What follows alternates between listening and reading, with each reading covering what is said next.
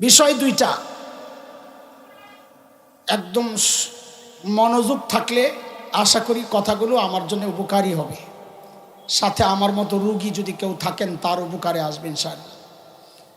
এক হচ্ছে রমজান মাস, আর এক হচ্ছে রোজা।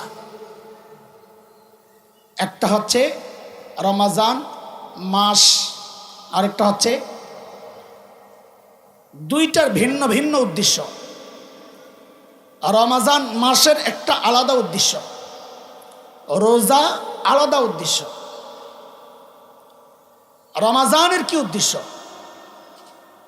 এটা বোঝার জন্য আমরা একটু অনেক দূর থেকে ঘুরে আসতে চাই, পেছন থেকে। একটু বলেন তো আমাকে, আল্লাহ তাআলা আমাকে, আপনাকে, মানুষ জিনকে কেন সৃষ্টি করেছেন? হ্যাঁ, এটা আপনারা জানেন, তাও আমি আপনাদেরকে একটু আমার সাথে কানেক্ট করছি আর কি। বলেন আবার, কেন সৃষ্টি করেছেন? আল্লাহ তাআলা সূরা জারিয়াতের মধ্যে এই কথাটা বলেছেন।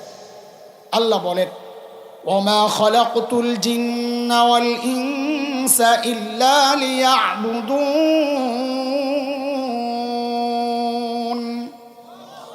আমি জিন এবং মানুষকে শুধুমাত্র আমার ইবাদতের জন্য সৃষ্টি করেছি। প্রশ্ন আসবে, শুধু ইবাদতের জন্যই যদি সৃষ্টি করেন, বিষয়টা তো এমন না যে এর আগে কেউ ইবাদত করছিল না। ইবাদত তো চলছিল, ফেরেশতারা আল্লাহর ইবাদত করত, ইবাদত চলছিল।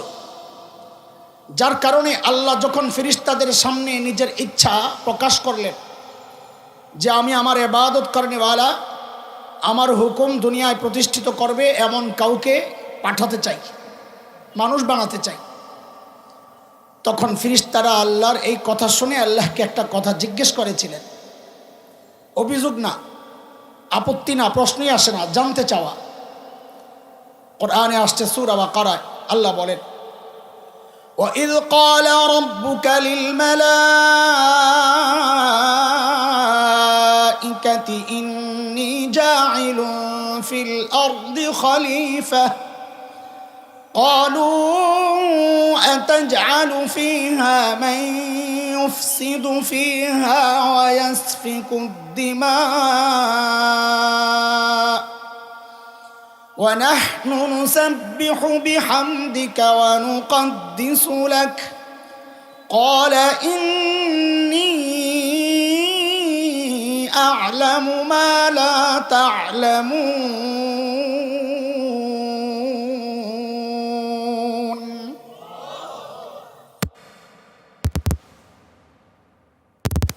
তো ফেরেশতারা কি বললেন? আতাজআলু ফিহা মান ইউফসিদু ফিহা ওয়া ইয়াসফিকুদ দিমা, আপনি এমন কাউকে সৃষ্টি করবেন যারা জমিনে বিশৃঙ্খলা সৃষ্টি করবে, রক্তারক্তি করবে, মারামারি কাটাকাটি করবে। ইবাদত যদি মাকসাদ হয়, আপনার উদ্দেশ্য, নাহনু নুসাব্বিহু বিহামদিকা ওয়া নুকদ্দিসু লাক, আমরাই তো আপনার ইবাদত করতেছি, তাসবিহ পড়ি, তাকদিস করি। দুইটা শব্দ। তাসবিহ বলা হয় জবানে আল্লাহর পবিত্রতা বর্ণনা করাকে, তাকদিস বলা হয় অন্তরে তা বিশ্বাস করাকে। তো ফেরেশতারা বলছে এই কাজ তো আমরাই করছি, নতুন করে এমন কাউকে কেন সৃষ্টি করবে যারা ইবাদত হয়তো করবে কিন্তু মারামারি কাটাকাটি ফিতনা ফাসাদও তো করবে। এটা জানতে চাচ্ছেন, এটা অভিযোগ না, এটা মাথায় রাখা। তো আল্লাহ তাআলা জবাবে বলেছেন, ইন্নী আ'লামু মা লা তা'লামুন, আমি যা জানি তোমরা তা জানো না। সেই ফেরেশতাদের না জানা বিষয়টা কি? কি আল্লাহ জানতেন যা ফেরেশতারা জানে না? মুফাসসিরিনরা তো অনেক ব্যাখ্যা দিয়েছেন, এটাও একটা, যে তোমরা ইবাদত করো ঠিক, কিন্তু তোমাদের ইবাদতের মূল্য নাই আমার কাছে। কেন? কারণ তোমরা প্রতিপক্ষকে পরাজিত করে আবার হুকুম তো মানো না। প্রতিপক্ষ ছাড়া জয়, এই জয়ের কোনো মূল্য নাই। আমি এমন কাউকে সৃষ্টি করব যারা প্রতিপক্ষকে পরাজিত করে আমার হুকুম মানবে। সেই সৃষ্টি হচ্ছে মানুষ, যারা প্রতিনিয়ত শয়তান এবং নফসের এই শত্রুর মোকাবেলা করে করে আল্লাহর হুকুম মানে। প্রতিপক্ষ না থাকলে জয়ের কোনো দাম নাই। যাদের গুনাহ করার সামর্থ্যই নাই, ফেরেশতাদের গুনাহ করা, আল্লাহর হুকুম অমান্য করার শক্তিই ছিল না, ইবাদত না করার কোনো সুযোগই তাদের নাই। সূরা তাহরিম 6 নম্বর আয়াত, ফেরেশতাদের সম্পর্কে আল্লাহ বলেছেন, লা ইয়াসুনাল্লাহ মা আমারহুম ওয়া ইয়াফআলুনা মা ইউমারুন। আল্লাহর হুকুম অমান্য করার সাধ্য ফেরেশতাদের নাই, আল্লাহ যা হুকুম করেন তারা মানতে বাধ্য। এই ইবাদতের কোনো মূল্য আল্লাহর কাছে নেই। কেন? ওই ছোটবেলায় গল্প শুনেছিলাম, সেটাই আপনাদেরকে একটু শোনায়া দিই। দুই আল্লাহর বান্দা মারামারি লাগছে। একজন জন্ম থেকে অন্ধ, জন্মান্ধ, জন্ম থেকেই দেখে না। আরেকটা জন্ম থেকে পা নাই, দুই পা নাই, প্রতিবন্ধী। দুইটাই লাগছে খুব মারামারি। তো অন্ধ যে, সে বলতেছে, তুই যে আমার সাথে খালি লেগে থাকস, আমাকে তো আল্লাহ ভালো কিছু গুণ দিছে, এটা তো একটু স্বীকার কর। তো ওই প্রতিবন্ধী পা ছাড়া যে ল্যাংড়া, সে বলে কি, কানা মিনাল কাফিরিন, বেটা তোর মধ্যে আবার ভালো কি রে বেটা, তুই কানার গোষ্ঠী কানা। তো অন্ধ ব্যক্তি বলে কি, দেখেন, সে কিন্তু জন্ম থেকেই দেখে না, এটা মাথায় রাখা লাগবে। বলে কি, আমার একটা গুণ বড় ভালো। বলে কি? বলে আমি কোনোদিন হারাম জায়গায় তাকাই নাই।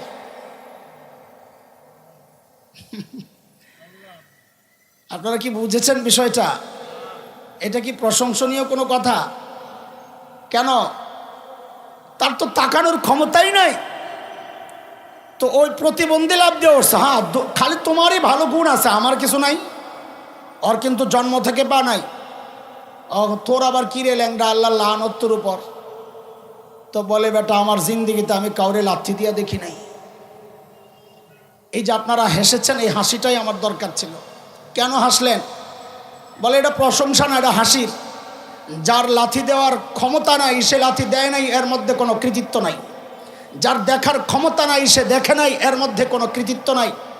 ফেরেশতাদের ইবাদতের বিকল্প কিছু করার কোনো সুযোগ নাই, গুনাহ করার কোনো সুযোগ নাই, কাজেই তাদের ওই ইবাদতের কোনো কৃতিত্ব নাই।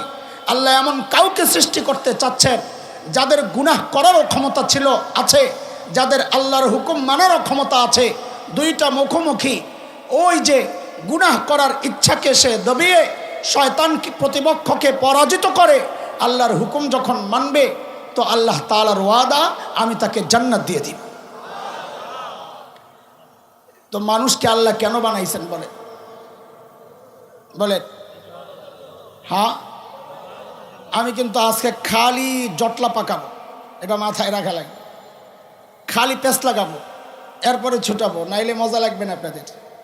খালি জট পাকাবো, দেখেন একটু খেয়াল করে, একটু একটু করে খালি জটের ভেতরে ঢুকবো আজকে। খালি ঝামেলা লাগাইতেছি একটার পর একটা। সেটা হচ্ছে, ইবাদতের জন্য যদি বানায়া থাকেন, তা আমরা খাই কেন? খাওয়া আল্লাহর নাফরমানি, কথা বলে না। ঘুমানো আল্লাহর নাফরমানি।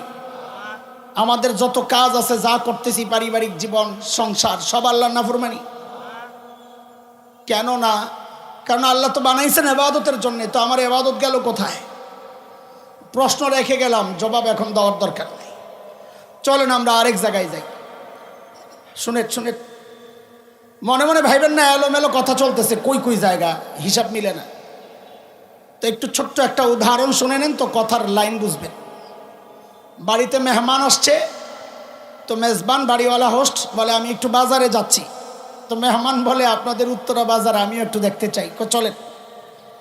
বাজারে গিয়ে মেজবান, বাড়িওয়ালা একবার চালের দোকানে, একবার ডালের দোকানে, একবার গোশত, একবার সবজি, নানান দোকানে যায়। বাজার করতে হলে নানান দোকানে যেতেই হবে।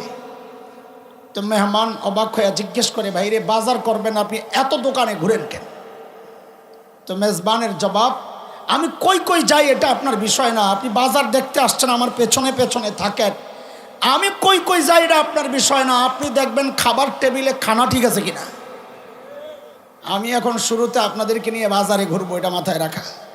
কাজী ওই লাইন খুঁজেন না, খালি পিছনে পিছনে চলতে থাকেন, শেষে দেখবেন খাবারের টেবিলে খানা ঠিক আছে কিনা। ঠিক আছে ইনশাআল্লাহ? হ্যাঁ, বাজারে যাবেন যে আমার পিছনে পিছনে থাকেন, অন্য গলিতে গেলে কিন্তু হারাইয়া যাবেন, মনোযোগ লাগবে, হারাবেন না। মাশাআল্লাহ। আচ্ছা ঠিক আছে, ইমানদাররা জান্নাতে আল্লাহকে দেখবে, জানেন তো? জানেন না? কে কে দেখতে চাই? মাশাআল্লাহ, হ্যাঁ, আপনাদের হাত দেখে আমারও লোভ লাগছে, আমিও দেখতে চাই। মারহাবা, হাত নামান, আল্লাহ কবুল করেন, আল্লাহ কবুল করেন। আল্লাহর হাবিব সাল্লাল্লাহু আলাইহি ওয়াসাল্লাম বলেছেন, ইন্নাকুম সাতারাউনা রাব্বাকুম কামা তারাউনাল কমার লাইলাতাল বদর। রে আমার উম্মত, পূর্ণিমার রাতে পূর্ণিমার চাঁদকে যেমন সবাই দেখতে পাও, জান্নাতে আল্লাহকে সবাই এমন স্পষ্ট দেখতে পাবা। আল্লাহ কবুল করে। প্রশ্ন, ওই যে বলছি খালি জট পাকাবো। এক নাম্বার, জান্নাতে যে দেখবে, ধরেন আমাদের জুনায়েদ ভাই, তিনি বাহ্যিকভাবে আমাদের যা মনে হয় জান্নাতি মানুষ, আমি তো জান্নাতের গ্যারান্টি দিতে পারবো না। ওই গ্যারান্টি দিতে হইলে তেল, কথার মধ্যে তেল লাগাইতে হবে। ওই তৈলাক্ত কথা ছাড়া কাউকে জান্নাতি ঘোষণা দেওয়া যায় না। কথাটা বুঝে নিয়ে ধরে নিলাম তিনি জান্নাতি, আল্লাহ কবুল করেন। হ্যাঁ, এখন এই মানুষটা জান্নাতে যে আল্লাহকে দেখবেন, তিনিই দেখবেন না অন্য কেউ? কথা বলে না, বুঝেন নাই? তিনি না আরেকজন? আমল করছেন উনি, ভোগ করবেন আরেকজন? এটা সহজ হিসাব বলেন না কেন? তিনি না আরেকজন? জোরে বলেন। একই ব্যক্তি। যদি একই ব্যক্তি হয়, এই একই ব্যক্তি সম্পর্কে আল্লাহ দুনিয়ায় বলছেন, লা তুদরিকুহুল আবসার ওয়া হুয়া ইউদরিকুল আবসার। এই চর্ম চক্ষু দিয়া আল্লাহকে দেখা সম্ভব না। ফলে বনি ইসরাইল আল্লাহকে দেখতে চাইছিল, প্রথমে কথা শুনছে, শুই না বলে অডিও কলে চলবে না, লাইভ ভিডিও চাই। আরিনাল্লাহ জাহরা, কি চাই? লাইভ ভিডিও, লাইভ ভিডিও, আল্লাহরে সরাসরি দেখতে চাই। তাহলে বান্দ্রামি জায়গা বাঁচতা না, সরাসরি আমার দেখতে চাই। দিছে এক আওয়াজ, একদম শেষ। কেন? এই চর্মচক্ষু দিয়ে আল্লাহকে দেখার ক্ষমতা নাই মানুষের। তাইলে তো প্রশ্ন জাগবে, একই ব্যক্তি যদি হন, ওই ব্যক্তি দুনিয়ায় দেখতে পাচ্ছেন না, সেই মানুষটাই জান্নাতে কি করে আল্লাহকে দেখবেন? ওখানে শক্তি আসলো কোত্থেকে? প্রশ্ন জাগে না? জাগে না? বলে না, জাগলে তো জট পাকানো যাবে না। জাগে, জাগাইতে থাকেন।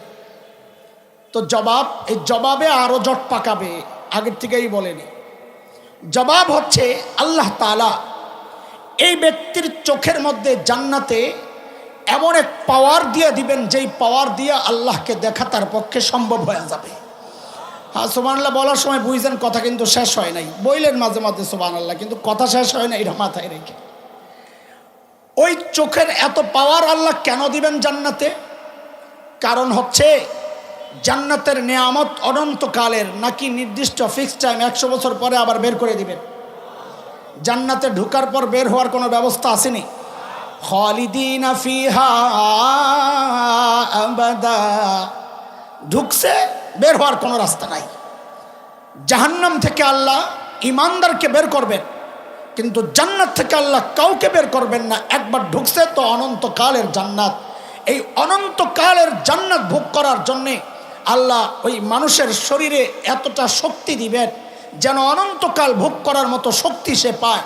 দুনিয়ার ওই শরীর যদি হয়, তো জান্নাতে 100 বছর নেয়ামত ভোগ করার পর ওই শরীরে পচন ধরবে, অনন্তকাল ভোগ করবে কেমনে? সেই জন্যে আল্লাহ তাআলা জান্নাতের শরীরকে এমন বানায়া দিবেন, যেন আর জিন্দেগিতে মরণ না আসে, পচন না আসে, নষ্ট না হয়, অসুখ না হয়, ক্ষুধা না লাগে। এমন শরীর বানায়া দিবেন, যে শরীর আর কোনোদিন নষ্ট হবে না। ওই শরীরের চোখ দিয়া আল্লাহকে দেখতে সে সক্ষম হবে।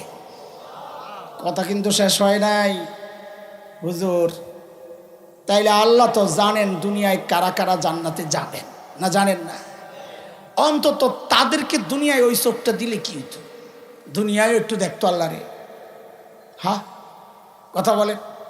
ওই চোখটা থাকলে আল্লাহর একটু দেখতে পারতাম, আমার যিনি বানাইছেন তাকে একটু দেখতাম। কত বড় নেয়ামত এটা, বান্দার জন্য সবচেয়ে বড় নেয়ামত এটা, আল্লাহকে দেখা। কেন দিলেন না দুনিয়ায়? হিসাব মিলান। আমার সামনে 2টা প্যাকেট, এক প্যাকেটের ওজন 20 কেজি, আরেক প্যাকেটের ওজন 1 কেজি। দুইজনকে ডাকলাম, এই প্যাকেটগুলো নিয়ে যা। দৌড়াইয়া দুইজন আসছে, একজন 20 বছর বয়সী আর একজন 5 বছর বয়সী। এখন আপনি বলেন এই 20 কেজির প্যাকেট কার কাঁধে চড়াবো? 5 বছর না 20 বছর? 1 কেজিটা কাকে দেব? 5 বছর। কেন? যার যার সামর্থ্য অনুযায়ী গাঠি। আল্লাহ তাআলা যদি দুনিয়ায়ও আমাদেরকে ওই রকম অনন্তকাল বাঁচার মতো শরীর দিতেন, তো আল্লাহ তাআলা আমাদের জন্য আমলও নির্ধারণ করতেন ওই রকম অনেক, যে এত অনেক আমল করো, কারণ ওই সামর্থ্য তোমার আছে। সামর্থ্য অনুযায়ী পটলা, সামর্থ্য অনুযায়ী বোঝা, তোমার শারীরিক সামর্থ্য যত, আমলও তত। এত আমল বান্দার জন্য মুশকিল হয়ে যেত। আল্লাহ দুনিয়ায় বানাইছেন হালকা, যে এই অল্প সময়ে তুমি আমল অল্প করো, আমি আমার রহমত দ্বারা অনন্তকাল ভোগ করার উপযুক্ত এই অল্প আমলকে বানায়া দিব। কিন্তু এটা সরাসরি দিচ্ছেন না আল্লাহ তাআলা। রহমত পরে কাজ করবে, তার আগে আল্লাহ কিছু সিস্টেম করছেন।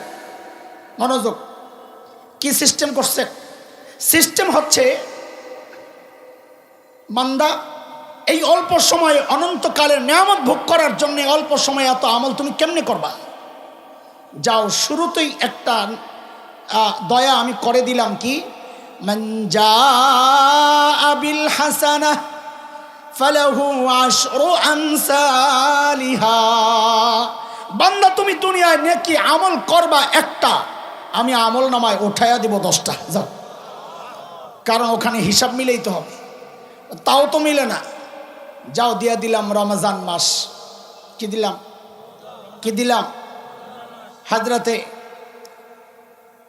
আব্দুল্লাহ ইবনে ওমর, হযরতে সালমান ফারসি রাদিয়াল্লাহু আনহু, বাইহাকির রিওয়ায়াত, নবী আলাইহিস সালাম বলেন, মান আদ্দা ফীহি ফরিয়দা কানা কামান আদ্দা 70 ফরিয়দাতান ফীমা সিওয়া।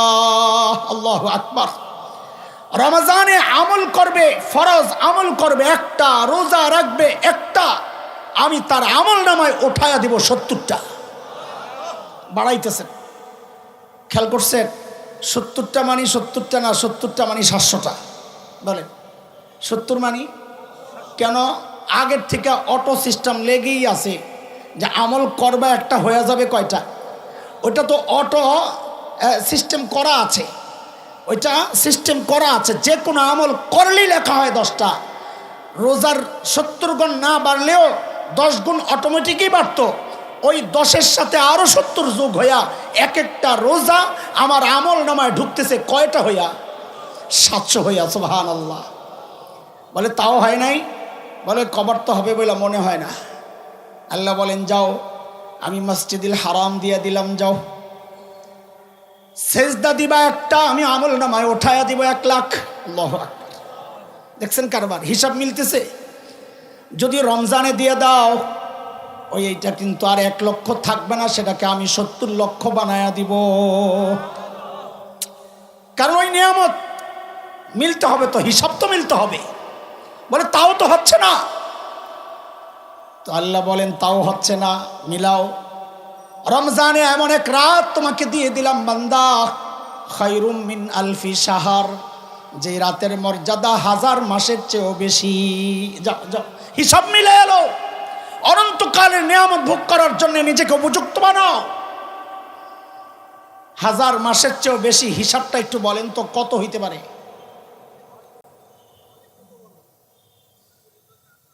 এটাই শুনতে চাইছিলাম। কত কত? 84 না 83? 83 বছর 4 মাস। রাখ বেটা, কথা বলছ কত? 83 আর 84 ভেজালে লাগছে। আমি শুনতে চাইছিলাম হিসাবটা। শোনেন, এই হিসাব করছি তো ঠকছি। বলেন বলেন, হিসাব করছি তো? বলেন, সবাই বলেন কথাটা, হিসাব করছি তো? আরো জোরে বলেন, হিসাব করছি তো? হিসাব করছি তো? কেন?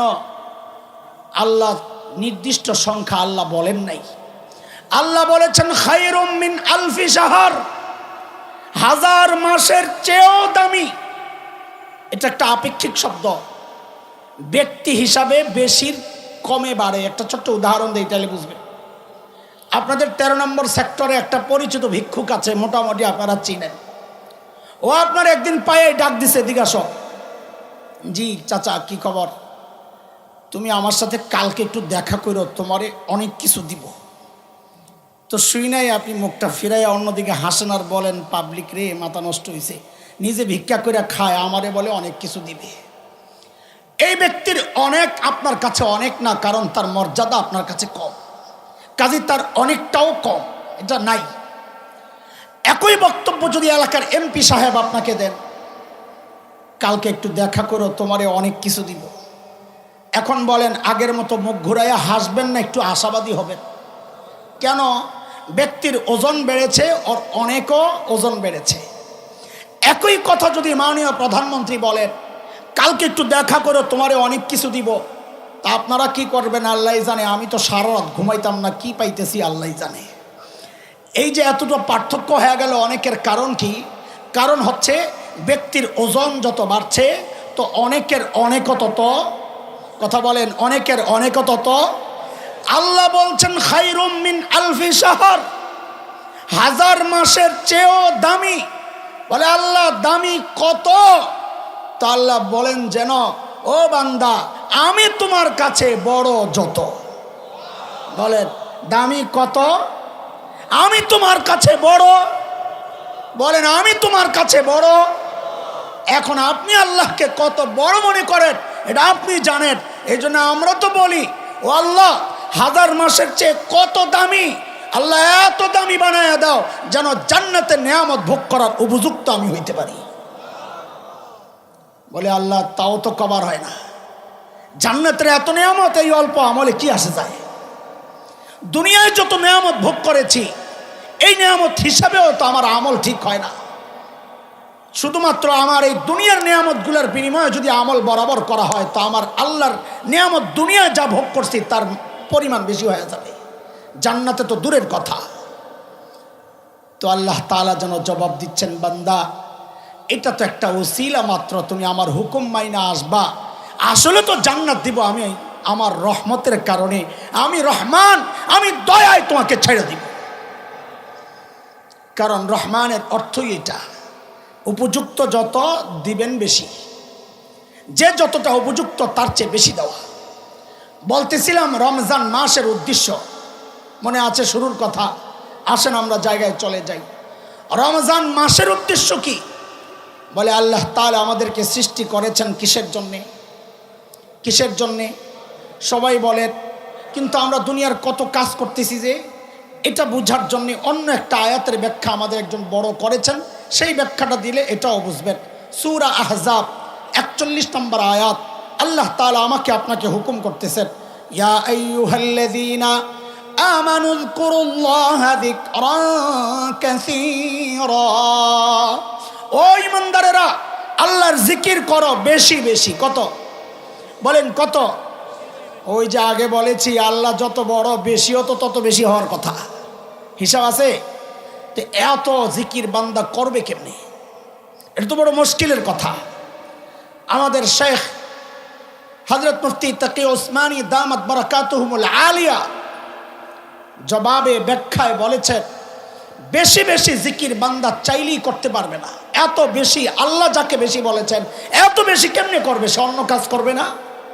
বলে বেশি বেশি জিকির করার একটা সহজ পদ্ধতি আছে, শেখা দরকার না আমাদের? বেশি বেশি জিকিরের একটা সহজ পদ্ধতি আছে। বলে কি সেটা? বলে সেটা হচ্ছে জীবনের দৈনন্দিন জীবনের যে রুটিন কাজগুলো আছে, যা না করলে নয়, খাওয়া, ঘুমানো, কাজ কারবার, এই সমস্ত কাজ যদি সুন্নত তরিকায় করি, তো এটা সুন্নতের এক স্পেশাল পাওয়ার। সুন্নত আমার রুটিন কাজকে আমরা আরবিতে বলি আদত, সুন্নত আমার আদতকে ইবাদত বানায়া দিবে। আমি কি কথাটা বুঝাইতে পারছি? খাওয়া একটা রুটিন কাজ, ওই খাওয়াটা আপনি সুন্নত তরিকায় খান না, খাওয়া আপনার রুটিন কাজ, আদত ছিল, সুন্নতের বরকতে আল্লাহ ওই আদতকে ইবাদত বানায়া দিবে। ঘুমানো একটা রুটিন কাজ, ওই কাজটা আপনি সুন্নত তরিকায় করেন না, ঘুমাতে তো হবেই, সুন্নত তরিকায় ঘুমান না, তো আল্লাহ ওই সুন্নতের বরকতে আমার রুটিন কাজ আদতকে ইবাদত বানায়া দিবে। বাজারে যাওয়া রুটিন কাজ, সুন্নত তরিকায় জান্না, ঘরে ঢুকা রুটিন কাজ, বের হওয়া রুটিন কাজ, বাচ্চাদেরকে আদর করা রুটিন কাজ, পানি পান করা রুটিন কাজ, কাপড় পরা রুটিন কাজ। আরে সব তো রুটিন কাজ। এই রুটিন কাজ আদতকে সুন্নতের লেবেল লাগায়া দেন, সুন্নতের পাওয়ার এটা, সুন্নত আদতকে আবাদত বানায়া দিবে। বলতেছিলাম আল্লাহ তো আমাদেরকে বানাইছেন ইবাদতের জন্য। ইবাদত তো সবসময় করার কথা। আল্লাহ একটু সুযোগ দিয়েছেন, বান্দা সবসময় আসা লাগবে না, মাঝে মাঝে আইসা একটু কানেক্ট হয়ে যাইও আমার সাথে, নামাজের মাধ্যমে, তিলাওয়াতের মাধ্যমে। রমজান মাস একটা মাস এসে যেন প্রতি বছর আমাদেরকে ডাক দিয়া যায়। 11 মাস তো কোনো রকমে ইবাদত করছো, একটা মাস অন্তত তুমি তোমার আসল উদ্দেশ্যের দিকে ফেরত আসো, আসল উদ্দেশ্যের দিকে ফেরত আসো। আসল উদ্দেশ্য মানে ইবাদত। এই আসল উদ্দেশ্যের দিকে ফেরত আসাটা কিভাবে হবে একটা ছোট্ট উদাহরণ দিয়ে আপনাদেরকে বুঝাই। দেখেন, ছোটবেলায় আমরা লেখাপড়া করছি, একটু আধটু খেলাধুলাও তো করছি। সাদা দাড়িওয়ালা যারা আছেন বলেন, খেলছেন না খেলেন নাই? আরে শরমের কি আছে, তখন কি আপনি সাদা দাড়িওয়ালা ছিলেন নাকি? আমি কি মাওলানা হাসান জামিল ছিলাম নাকি? আমি তো ছিলাম হাসান্না।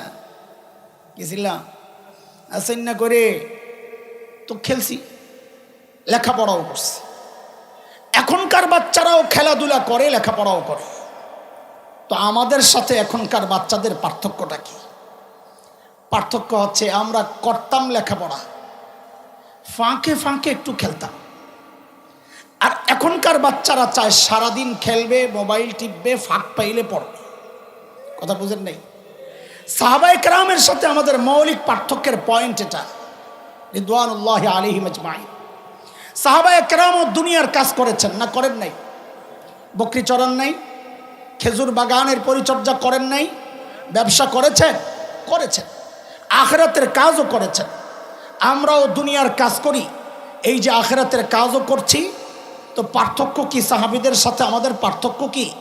বলে মূল পয়েন্ট পার্থক্যের, সাহাবায়ে কেরাম করতেন আখিরাতের কাজ, ফাঁক পাইলে মাঝে মাঝে করতেন দুনিয়ার কাজ। আর আমরা করি তো দুনিয়ার কাজ, ফাঁক পাইলে একটু একটু মাঝে মাঝে করি আখিরাতের কাজ। কথা ঠিক? এবার বুঝেন, এই রমজানকে ইবাদতের মাস কেমনে বানাবো? একটা মাস অন্তত আল্লাহর সৃষ্টির মূল উদ্দেশ্যের দিকে ফেরত আসার জন্য রমজান আমাকে আহ্বান করছে। মানে কি, 11 মাস আমি চলেছি, করেছি দুনিয়ার কাজ, ফাঁকে ফাঁকে করেছি আখিরাতের কাজ। একটা মাস অন্তত এমন কাটাই আমি করব আখিরাতের কাজ, ফাঁকে ফাঁকে করব দুনিয়ার কাজ। এটা হচ্ছে রমজান মাসের উদ্দেশ্য। বুঝে আসছে কথা? আরে কথা বলেন, বুঝে আসছে কথা? তো রমজানের উদ্দেশ্য কি? সহজ কথায় বলেন, আল্লাহর সৃষ্টির মূল উদ্দেশ্যের দিকে ফেরত আসা।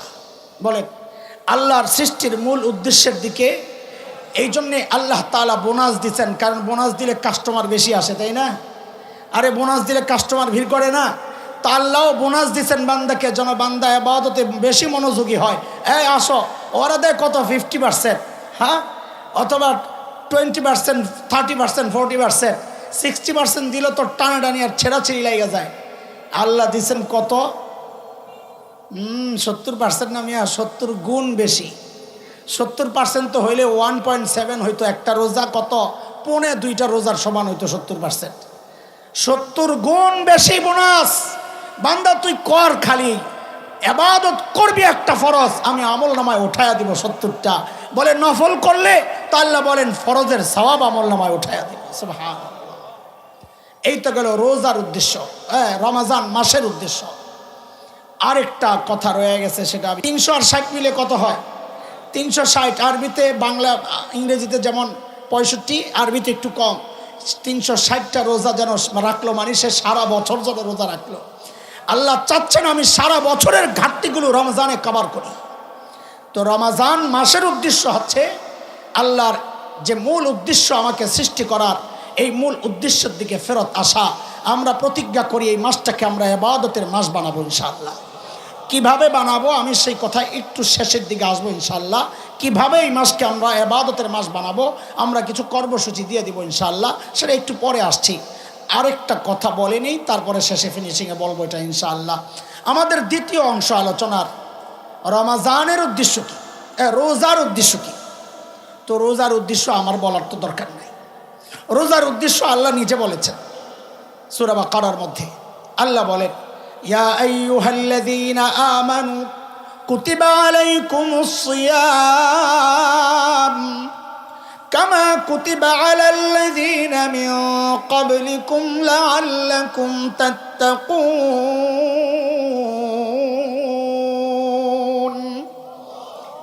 ইমানদাররা, তোমাদের উপর আমি রোজাকে লিখে দিছি। লিখে দিছেন, ফরজ করেছেন।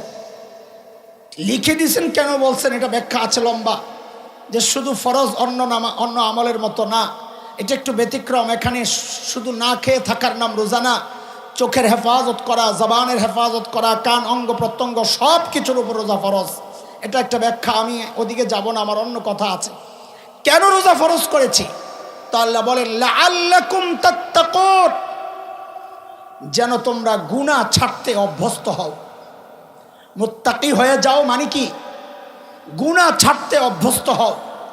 রোজা রাখলে মানুষ গুনাহ ছাড়তে অভ্যস্ত কেমনে হয়, এটা একটু বুঝবো আমরা অল্প সময়ের জন্যে। দেখেন, সাধারণত যে কোনো মানুষ গুনাহ যখন করে, দুইটা ভাবনা তাকে উৎসাহিত করে। যুবকরা যারা আছো সবাই একটু খেয়াল করে মনোযোগ দিয়ে শোনো। বয়সটা গুনাহ করার, আমাদের বুড়ারা তো গেছে পার করে এক সময়, আমরা এই কথাগুলো একটু ভালো করে শুনি। প্রত্যেকটা মানুষকে গুনাহ করতে কয়টা ভাবনা উৎসাহিত করে বলেন? সবাই বলেন কয়টা? এক নাম্বার, যখন সে একা হয়, একাকিত্ব, এই ভাবনা মানুষকে গুনাহ করতে উৎসাহিত করে। এই ভাবনার বিরুদ্ধে আল্লাহ জবাব দিচ্ছেন, ওহুয়া মাআকুম আইনামা কুনতুম। বান্দা, তুমি একা নিজেকে ভাবছো, কারণ কি? তুমি একা নও। তুমি যেখানেই থাকো না কেন, আমি আল্লাহ তোমার সাথে আছি। তুমি একা কোত্থেকে? দুই নম্বর ভাবনা, যে ভাবনা মানুষকে গুনাহ করতে উৎসাহিত করে, সেটা হচ্ছে আমাকে কেউ দেখছে না তো, আমাকে কেউ দেখছে না তো।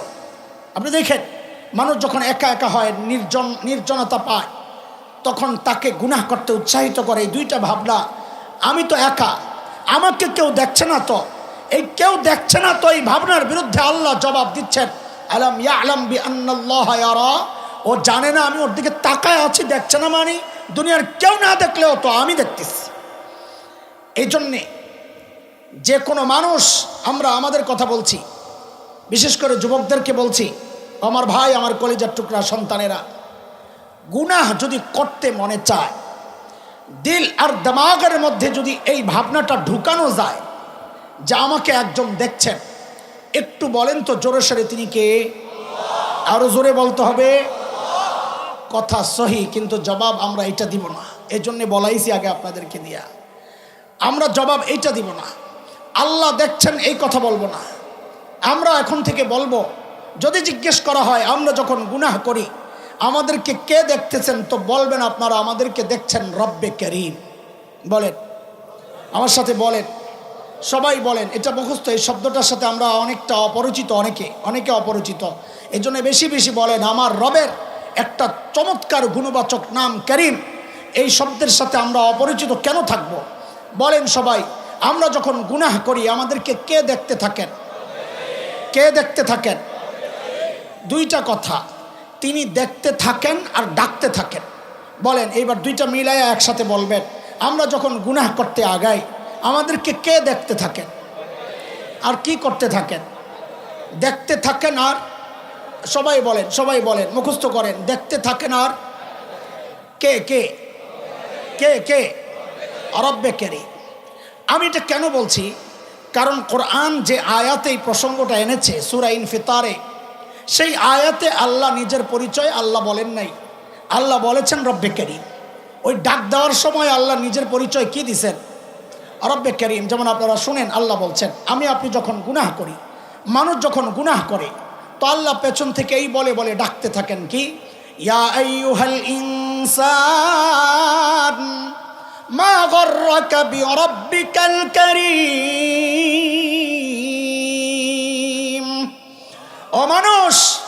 ওই করিম রবের ব্যাপারে তোমাকে কে ধোকায় ফেলবে?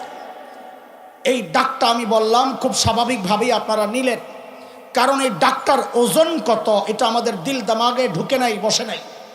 এটা বসার জন্যে করিম কাকে বলে এটা একটু বুঝি, তাইলে ডাকটার ওজনটা কত এটা বুঝে আসবে। করিম কাকে বলে?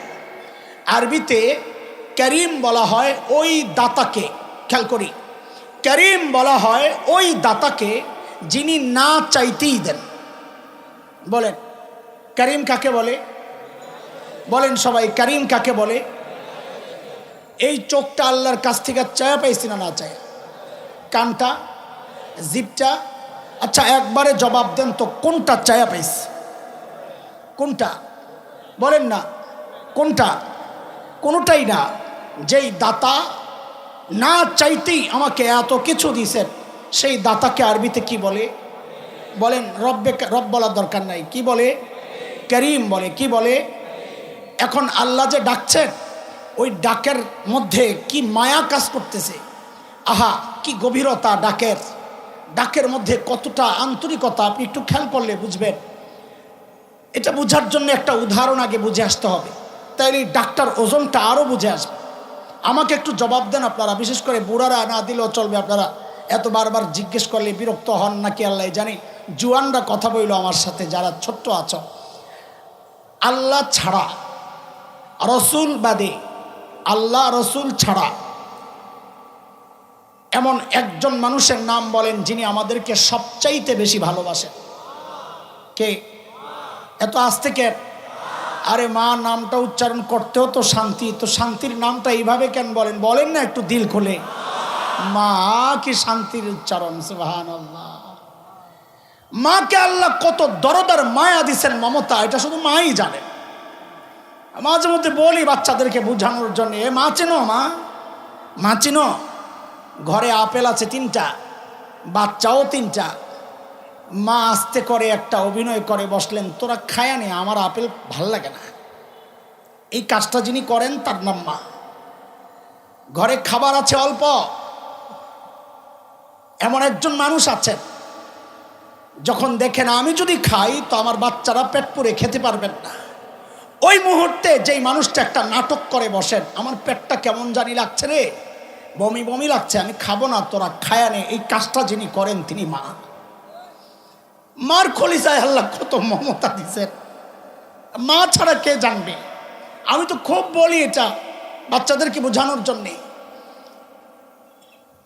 মাহফিল শেষে বাসায় যখন ফিরি, রাত 2টা 3টা 4টা বাজে, তো ঘরে ঢুকলে তো মা যখন জীবিত ছিলেন, ঢুকে দেখতাম বাচ্চারা ঘুমাচ্ছে, বউ ঘুমাচ্ছে। ঘুমাবে, এটা তো কোনো অন্যায় কিছু না, কিন্তু একজন মানুষকে প্রায় যায় সজাগ পাইতাম, মা। 9 তলায় বাসা আমার, লম্বা গলি দিয়ে ঢুকতে হয় বাসা, গলিতে ঢুকলেই দেখা যায় বাসা থেকে। তো ঢুকায় আমার একটা মনের ডাক, এটা গাড়িটা ঢুকলেই আস্তে মাথাটা জানালার কাছে নিয়ে আসতাম, উপরের দিকে তাকাতাম, কেন যেন মনে হইতো কেউ একজন জানালার পাশে দাঁড়ায় আছে। ঘরের তালা খুলে যখন ঢুকতাম, যা কি পাইতাম, বাচ্চা বউ সব ঘুমাইতেছে, একজন মানুষ সজাগ। কখনো পেতাম ওই জানালার কাছে দাঁড়ায় আছেন, কখনো যায় পেতাম সেজদায়, কখনো দেখতাম দোয়ায় বসে বসে কাঁদতেছেন, কখনো দেখতাম ঘরে অস্থির পায়চারি করতেছেন। মাঝে মধ্যে যায় জড়ায় ধরে জিজ্ঞেস করতাম, মা ঘুমান না? তো জবাবটা কি দিতেন? বাবারে, বাহিরে যতক্ষণ থাকো তুমি, ঘুম তো আমার আসে না, আমি কি করব? এর নাম তো মা। এর নাম কি? বলেন না, এর নাম কি? এর দোস্ত আমাকে একটু জবাব দেন। এই যে মার কলিজায় এত মায়া, কারণটা কি? মা আমার চোখ বানাইছেন সেই জন্যে, বলেন না? মা আমার জিভ বানাইছেন সেই জন্যে, হাত পাও বানাইছেন সেই জন্যে। আচ্ছা একবারে বলে ফেলেন না, মা আমাদের শরীরের কি বানাইছেন? জোরে বলেন, কি বানাইছেন? আর যুবক কথা তো বলো, কি বানাইছেন? কিচ্ছু বানান নাই, কিচ্ছু না। অল্প কয়েকদিন ভাড়াটিয়ার মতো পেটে ধারণ করেছেন, হওয়ার পরে লালন করেছেন, তাতেই মার কলিজায় এত মায়া। মা কিচ্ছু বানান নাই। যুবক খেয়াল করো না, মা কিচ্ছু বানান নাই, তাতেই মার কলিজায় এত মায়া। তাইলে যেই আল্লাহ আমার চোখ বানাইছেন ওই আল্লাহর কত মায়া, যে আল্লাহ আমার হাত পাও বানাইছেন ওই আল্লাহর কত মায়া, যে আল্লাহ আমাকে এত এত নিয়ামত দিয়া বাঁচায় রাখছে ওই আল্লাহর কত মায়া। আরে জালিম, তুমি কি দেখো না কত মায়া? আমি আর তুমি যখন দরজা বন্ধ করে গুনাহ করি, দরজা বন্ধ, জানালা বন্ধ, আমার মালিকের কত মায়া, ভেতরে গুনাহ চলছে, ওই গুনাহ অবস্থায় আমার মালিক দরজার নিচে দিয়া বাতাস আর অক্সিজেন পাঠায়া দিচ্ছেন যেন আমি মইরা না যাই।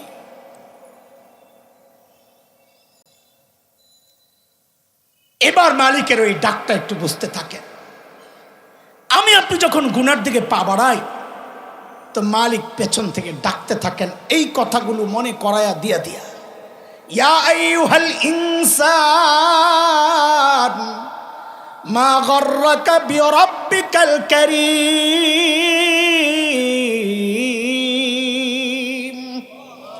ওরে মানুষ, ওই কারীম রবের ব্যাপারে তোমারে কে ধোকায় ফেললো? মানে কি? বলে যে চোখটা দিয়া তুমি সিনেমা দেখতেছো, যে চোখটা দিয়া নর্তকীর নাচ দেখতেছো, আরে জালিম, ওই চোখ তো নর্তকী তোমাকে দেয় নাই, আমি কারীম রব তোমাকে দিয়েছি, তাও না চাইতে তুমি চাও নাই। যে কানটা দিয়া তুমি গুনাহ করতেছো ওই মুহূর্তে আল্লাহ ডাকতেছে মা গররাকা বিরাব্বিকাল কারীম। আরে জালিম, যে কান দিয়ে তুই গুনাহ করতেছিস ওই কান তোরে গায়ক গায়িকা দেয় নাই, আমি কারীম রব না চাইতে ওই কানগুলো দিছি। আমার দেওয়া চোখ দিয়া, আমার দেওয়া কান দিয়া তুই আমার নাফরমানি কেন করতেছিস রে? তুই তোর মা বাবার সামনে গুনাহ করস না, তুই তোর শ্বশুর শাশুড়ির সামনে গুনাহ করস না, তুই তোর সন্তানের সামনেও গুনাহ করস না, ওদের সামনে তুই গুনাহ করস না, ওরা তাকায় থাকলে তুই গুনাহ করতে লজ্জা পাস, অথচ ওরা কেউ তোকে অঙ্গগুলা দেয় নাই, কেউ তোকে বাঁচায় রাখে নাই। আমি কারীম রব, আমি বলতেছি এই চোখটা আমি দিছি রে বান্দা, এই কানটা আমি দিছি রে বান্দা, আমি বলতেছি আমি তাকায়া তাকায়া তোকে ডাকতেছি, অথচ তুই গুনাহ ছাড়স না। কিরে, কি হয়ে গেল বান্দা? তোর কাছে আমার দাম বুঝি তোর মা বাবার চেয়ে কমে গেছে? আরে আমার দাম বুঝি তোর কাছে তোর সন্তানের চোখ কমে গেল রে বান্দা। ওই চোখ তো তোর সন্তান দেয় নাই, অথচ সন্তানের সামনে তুই গুনাহ করস না। এই চোখ আমি দিছি, অথচ আমি বলতেছি আমি তাকায় আছি, ডাকতেছি, তাও তুই গুনাহ ছাড়স না। মা গররাকা বিরাব্বিকাল কারীম আল্লাযী খালাকাকা ফাসাওয়াকা ফাআদালাক ফি আই সূরাতিন মা শাআ রাক্কাবাক। এর জালিম, তোর মতো সুন্দর করে আমি কাউরে বানাই নাই রে। দেখ কি সুন্দর ধরে চোখ লাগাইয়া দিছি, তুই যখন ঘুমায়া যাস এই চোখগুলো অনিরাপদ হয়ে যায়, আমি আল্লাহ নিজ দায়িত্বে একটা শাটার লাগাইয়া দিই যেন চোখটি নিরাপদ থাকে। তুই যখন রাস্তায় চলস চোখের মধ্যে ধুলা পড়ে, আমি আল্লাহ একটু পানি বাইর করা উপরে একটা ঝাড়ু লাগাইয়া দিছি, দেখ দেখ ওই ঝাড়ু দিয়ে ওই চোখটারে আমি পরিষ্কার করে দেই, আর পরিষ্কার করার পর সেই চোখ দিয়ে তুই আবার আমার নাফরমানি করস রে বান্দা। মা গররাকা মা গররাকা বিরাব্বিকাল কারীম মা গররাকা বিরাব্বিকাল কারীম। ওই কারীম রবের ব্যাপারে তোরে কেড়ে ধোকায় ফেললো? কার কাছ থেকে তুই কি পায়া তুই কারীম রব ভুলে গেলি? এরে দোস্ত, এই অনুভূতিটা যদি দিল আর দিমাগের মধ্যে ঢুকানো যায়, আমাকে কে দেখতেছে? আবার আল্লাহ। বলেন, ঠিক করে বলেন, বলেন কে দেখতেছেন? কারণ ওইটা বললেই ওই পেছনের প্রসঙ্গ আসবে টান দিলে, আল্লাহ বললে ওই প্রসঙ্গ তো আসছে না। তো ঠিক করে বলেন আমাদেরকে কে দেখতেছেন? রব্বে কারীম। আর কি করতেছেন? সবাই বলেন না, কি করতেছেন? ডাকতেছেন। কসম করে বলছি, দায়িত্ব নিয়ে বলছি, এই অনুভূতিটাকে যদি দিল আর দিমাগে জায়গা দেওয়া যায়, ওই মানুষ গুনাহ করতে পারবে না, ইনশাআল্লাহ পারবে না। প্রতি মুহূর্তে সে আল্লাহর ডাক শুনবে। আরে আমি কই যাচ্ছি, আল্লাহ ডাকতেছে, আমার করিম রব ডাকতেছেন। যেই হাত দিয়ে গুনাহ করতে চাচ্ছি ওই হাতটা যে করিম রব দিয়েছেন, না চাইতে না চাইতে ওই করিম রব ডাকতেছেন, আমার দেওয়া জিনিস দিয়ে তুই আমার নাফরমানি করতেছিস বান্দা। রমাজান আমাদেরকে ওই প্র্যাকটিসটাই করায়। এবার খেয়াল করে, রোজার উদ্দেশ্য আমি যেন মুত্তাকি হয়ে যাই, গুনাহ ছাড়তে অভ্যস্ত হই। বলে রোজার মাধ্যমে প্র্যাকটিস কেমনে হয়? খুব খেয়াল করেন, সূক্ষ্ম ব্যাপার। একজন মানুষ, বহু এমন মানুষ পাওয়া যাবে সমাজে যারা রোজা রাখে কিন্তু নামাজ পড়ে না। পাওয়া যায় না? যায় না? যায় না? যায় না? রোজা রাখে, সুদ ঘুষ চালায়া যাচ্ছে। যায় না? যায় না? আছে, সমাজে আছে। কথা বলেন, আছে। কিন্তু এই অপরাধীটাও যদি রোজা রাখে, সে গোপনে কিন্তু পানি খায় না। খায়? বলেন খায়? গোপনে কিছু খায়, ক্ষুধা লাগলে কিছু খায়। কেন খায় না? কারণ সে জানে দুনিয়ার কেউ না দেখলেও আমাকে আমার আল্লাহ দেখতেছে। ওই অনুভূতিটাই তাকে এই খাওয়া থেকে বিরত রাখে। প্রতি মুহূর্তে সে ওইটাই চিন্তা করে। প্রতি মুহূর্তে কিন্তু তার পিপাসা লাগছে, প্রতি মুহূর্তেই পানি খেতে মন চাচ্ছে, প্রতি মুহূর্তেই ক্ষুধার যন্ত্রণায় সে কষ্ট পাচ্ছে, প্রতি মুহূর্তেই তার খেতে মন চাচ্ছে। কিন্তু ওই খানার কাছে গিয়ে সে নিজেকে রুখে, পানির কাছে গিয়ে সে নিজেকে রুখে। কেন? যেই আল্লাহর জন্য আমি রোজা রাখছি ওই আল্লাহ তো দেখতেছেন কেউ না দেখলেও। এই অনুভূতিটাই রমজান রোজার মাধ্যমে আমাদের প্র্যাকটিসটা হয়। আল্লাহ চাচ্ছেন আমি যেন ওই প্র্যাকটিসটা রমজানে চালাই। রমজানে চালাইলে কি হবে? হাকিমুল উম্মত মুজাদ্দিদে মিল্লাত হযরত মাওলানা আশরাফ আলী থানভী রহমতুল্লাহ আলাই বলেছেন, সঠিক পন্থায় রমজানে কোনো কাজ যদি মানুষ নিজের অভ্যাস বানায়, আল্লাহ তাআলা রমজানের বরকতে সারা বছর ওই কাজটা করার তৌফিক তাকে দিয়ে দেন। এখন রমজানে আল্লাহ দেখতেছেন এই কারণে খায় না, আল্লাহ দেখতেছেন এই কারণে পান করে না। এই যে প্র্যাকটিসটা, আল্লাহ বলেন এটা যেন অব্যাহত থাকে সারা বছর। কারণ আমি তোমাকে জান্নাত দেওয়ার জন্য বানাইছি, জাহান্নামে ফালাইতে বানাই নাই।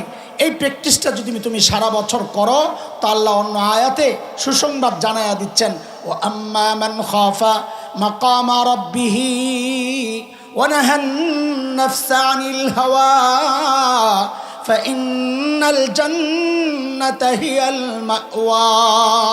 আল্লাহ বলেন গুনাহ আল্লাহর সামনে দাঁড়াইতে হবে এই ভয়ে যদি কেউ গুনাহ থেকে নিজেকে বাঁচায়।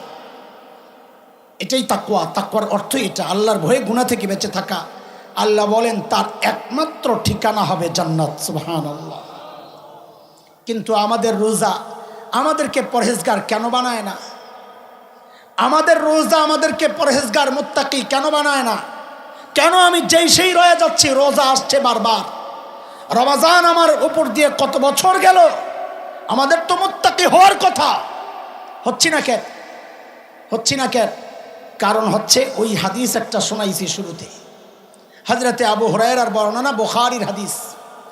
নবী আলাইহিস সালাম বলেছেন, মাল্লাম ইয়াদা কাওলাজ জুর ওয়াল আমাল বিহি লাইসা লিল্লাহি হাজা আন ইয়াদা তাআমাহু ওয়া শারাবাহু। যে রোজা রেখে মিথ্যা বলা ছাড়তে পারে নাই, রোজা রেখে মিথ্যার উপর চলা ছাড়তে পারে নাই, সবটাকে মিলাইলে সার কথা যেটা বের হয়, রোজা রাখছে গুনাহ ছাড়তে পারে নাই। তো আল্লাহ তাআলা বলেন, নবী আলাইহিস সালাম বলেন, লাইসা লিল্লাহি হাজা আন ইয়াদা তাআমাহু ওয়া শারাবা। সে না খায়া থাকার মধ্যে আল্লাহর কোনো প্রয়োজন নাই, এই রোজার কোনো মূল্য আল্লাহর কাছে নাই। আমি ছোট্ট একটা উদাহরণ দিয়ে শেষ করছি আমার কথা। আমার ছোট্ট একটা মেয়ে আছে, ওকে নিয়ে আমার অনেক উদাহরণ মাথায়। এই পারিবারিক জীবনে যা ঘটে এগুলো আমাদের কথার উদাহরণ হয়, তৈরি হয়, এগুলা খেয়াল করি আর কি। তো ও এখন তো বড় হয়ে গেছে, 8-9 বছর। যখন একেবারে ছোট, বাবার পাশে বসে বসে ভাত খায়, একটু একটু দিই, একটু শাক খায়, একটু মাছ খায়। তো একদিন ছোট মাছ রান্না করছে। এটা খুব খেয়াল করা বিষয়টা, কথাটা। আমি ওকে মাছ দিচ্ছি না। কেন দিচ্ছি না বলেন না? জোরে বলেন, সবাই বলেন তো। না মাছ ওর জন্য ক্ষতিকর ছিল না স্বাস্থ্যকর? এই মাছটা বাচ্চার জন্য উপকারী না স্বাস্থ্যকর? এখন যে আমাদের বাচ্চারা সব ফার্মের বাচ্চা হয়ে আছে, কারণটা কি? ওই ছোট মাছ খায় না, শাকসবজি খায় না, খালি বার্গার, গোস্ত, মুরগি না হইলে বাচ্চারা খাবে না। এই সমস্যা, এই গজব কি খালি আমার ঘরে না আশেপাশেও আছে? কথা বলেন না আপনারা?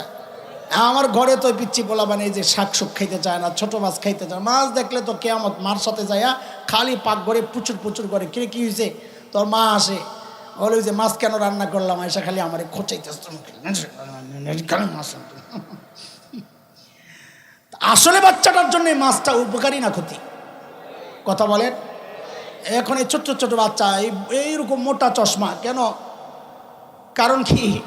কারণ হইলো ওই যে মোবাইল, আর হইলে শাক না খাওয়া, আর এই ছোট ছোট মাছ না খাওয়া। বাচ্চারা শুনতেছো কথা?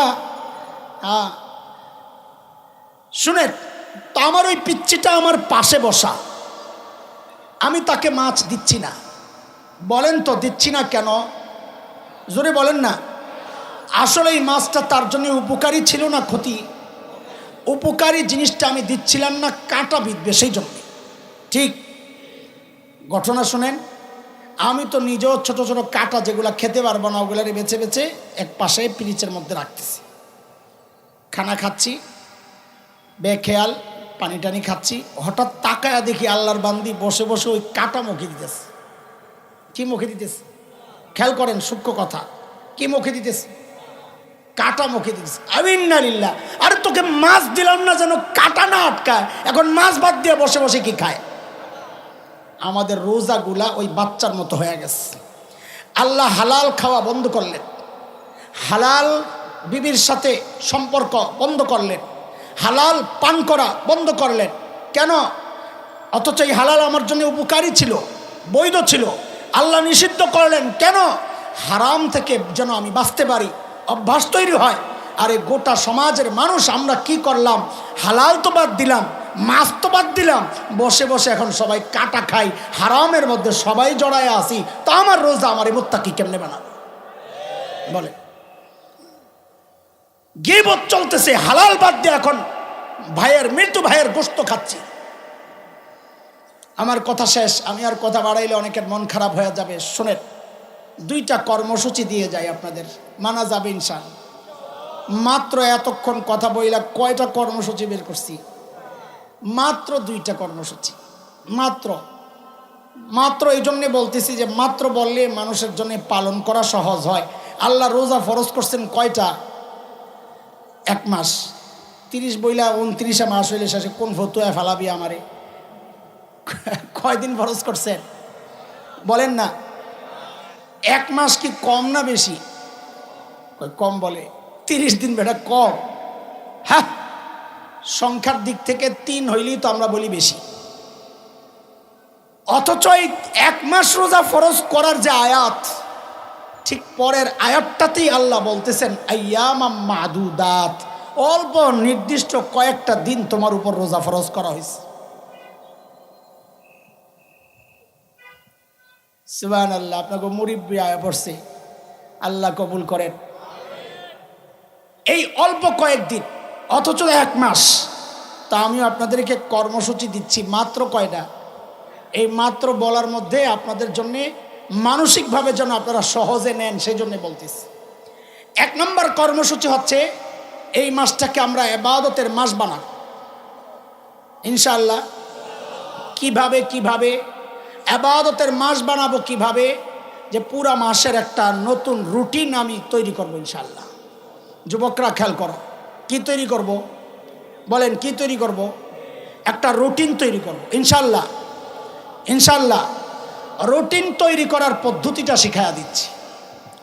আমি আমার বছরের, সারা বছরের দৈনন্দিন জীবনের যে অভ্যাসটা আমার, আমি তো জানি আমি কি কি করি, কি কি ছাড়ি, কিভাবে আমার জীবন কাটে। আমার চলার তো একটা গতি আছে, রুটিন আছে, অবশ্যই আছে। এই পুরা টাইমটাকে আমি কয়েকটা ভাগ করব। কয়েক ভাগের মধ্যে একটা ভাগের টাইম আমি এমন পেয়েই যাব যে যেটা না করলেও চলে। এমন কিছু টাইম কি আছে আমাদের? আমাদের জীবনে এমন কিছু টাইম কি আছে যে না করলেও চলে? হ্যাঁ, কথা বলেন না, ভাবতেছেন যে এমন নাই। তা আমি একটা দেখায়া দেই যে না করলেও চলে, দেখাবো। ওইটারে কাট করতে পারলে আমার মতো মৌলবি যারা আছে এদের তো কমপক্ষে 3-4 ঘন্টা বেঁচে যাবে। আর অন্যদের হালত তো জানি না আমি। একজনে দেখায়া দিছে, ঠিক আছে কথা, এই না করলেও চলে, সেটার মধ্যে একটা হইল ফেসবুক। কি বুক জোরে বলেন, এটা কোন মাধ্যম? রাখ বেটা, ডাইরেক্ট করে দিলে তো সমস্যা, আগে আসলটা শোনায় এলো। এটার তো নাম ছিল সামাজিক যোগাযোগ মাধ্যম, না? হ্যাঁ বলেন, এখনকার ফেসবুক আর সামাজিক যোগাযোগ মাধ্যম রয় নাই, এখন এটা হয়ে গেছে শয়তানের সাথে যোগাযোগ মাধ্যম। কারণ আপনার সামনে এত কিছু সাজেস্ট আপনাকে করছে যে অটোমেটিক বাচ্চারা গুনার দিকে ঢুকিয়ে যাবে। একটার পর একটা আসছে ন্যাংটা ছবি, একটার পর একটা উলঙ্গ নাচ গান চলে আসছে, আপনাকে বলছে ওখানে ওখানে যাও, বহুত কিছু আছে, একটাই ঢুকলে আরেকটা। কাজে আমরা বলি এই ফেসবুক আর এখন সামাজিক যোগাযোগের মাধ্যম নাই, এটা এখন শয়তানের সাথে যোগাযোগের মাধ্যম হয়ে গেছে। পক্ষান্তরে আরেকটা মাধ্যম আছে আল্লাহর সাথে যোগাযোগের, সেই মাধ্যম হচ্ছে কোরআন আল কারীম। বলেন সেই মাধ্যমের নাম কি? এই রমাজানকে ফেসবুকের জন্য যেই টাইমটা তুমি দিতা, আল্লাহর বস্তে ওই টাইমের মধ্যে কোরআনকে ঢুকায় দাও। হিসাব খুব সোজা, এটা তো সারা বছরের অভ্যাস তৈরি করা দরকার। কারণ এই ফেসবুক আমার তিলাওয়াতকে খতম করেছে, এই ফেসবুক আমার জিকির আজকার তাসবিহকে খতম করেছে, এই ফেসবুক আপোষের লড়াইকে বাড়িয়েছে, এই ফেসবুক গীবতের পসরা সাজিয়েছে, এই ফেসবুক আল্লাহ ওয়ালাদেরকে উলঙ্গ করা শিখিয়েছে। আরও অনেক কিছু আছে যেগুলো আপনাদের সামনে বলা যাবে না, তাহলে আরেক ফেসবুক হয়ে যাবো আমি নিজে। আল্লাহ আমাদেরকে হেফাজত করেন। এইভাবে আমি আমার টাইম থেকে অতিরিক্ত টাইমগুলোরে কাটছাট করে 5-6 ঘন্টা অতিরিক্ত বের করা আমার জন্য খুব সহজ। ওই অতিরিক্ত টাইমটার জন্য আমি কিছু আমল নির্ধারণ করে নেই যে আমি প্রতিদিন এই পরিমাণ তিলাওয়াত করব, তিলাওয়াত করতে পারি না এই পরিমাণ টাইমে তিলাওয়াত শিখব, জিকির আজকার করব, নফল নামাজ পড়ব। এটা হচ্ছে ইবাদতের মাস বাড়ানোর তরিকা। এটা একটা কর্মসূচি। আরেকটা কর্মসূচি দিয়ে যাই, প্রতিজ্ঞা করি ইনশাআল্লাহ একটা মাস অন্তত গুনাহমুক্ত কাটাবো ইনশাআল্লাহ। ভাই বলেন না ইনশাআল্লাহ? আল্লাহ কবুল করো, আল্লাহ কবুল করো, আল্লাহ কবুল করো। একটা মাস এই জবান হেফাজত করো, কারণ নিন্দা করব না ইনশাআল্লাহ, মিথ্যা বলবো না ইনশাআল্লাহ। একটা মাস এই কানকে হেফাজত করব, কারণ নিন্দা গীবত করবো না শুনবো না। বলেন গীবত করবো না শুনবো না ইনশাআল্লাহ। এই চোখটারে হেফাজত করব। টেলিভিশনের সামনে না বসলে কি হবে? হ্যাঁ, ক্ষুধা বেশি লাগবে, তাই না? হজম শক্তি কমে যাবে, টয়লেট ক্লিয়ার হবে না, তাই না? ঘুম হবে না, না না, বরং সবগুলার উল্টা আপনি করে দেখেন। টেলিভিশন বন্ধ করেন, এই মোবাইল বন্ধ করেন, ফেসবুক ইউটিউব বন্ধ করেন, মায়েরা বোনেরা কথাগুলো শোনেন, আল্লাহর রাস্তে বন্ধ করেন। আমি দায়িত্ব নিয়ে বলছি, আপনি সুস্থ হয়ে যাবেন, আপনার শরীর চাঙ্গা হয়ে যাবে, ইবাদতে মনোযোগী হবেন, ভালো ঘুম হবে ইনশাআল্লাহ, অনেক সমস্যা এমনি দূর হয়ে যাবে ইনশাআল্লাহ তাআলা। আল্লাহ তাআলা আমাদের এই সামনের রমজান নতুন এক জীবন শুরু করার, নতুন উদ্যমে নিজের জিন্দেগি শুরু করার, অতীতের সমস্ত গ্লানিগুলোকে মুছে পরিষ্কার করে পাক সাফ হয়ে নিজেকে আল্লাহর সামনে পেশ করার তৌফিক দান করেন। আমিন আমিন। আজকের এই সুন্দর আয়োজনের পেছনে যারা ছিলেন, বিশেষ করে এই গাউসুল আজম মসজিদ কর্তৃপক্ষ, এলাকাবাসী, বিশেষ করে 13 নম্বর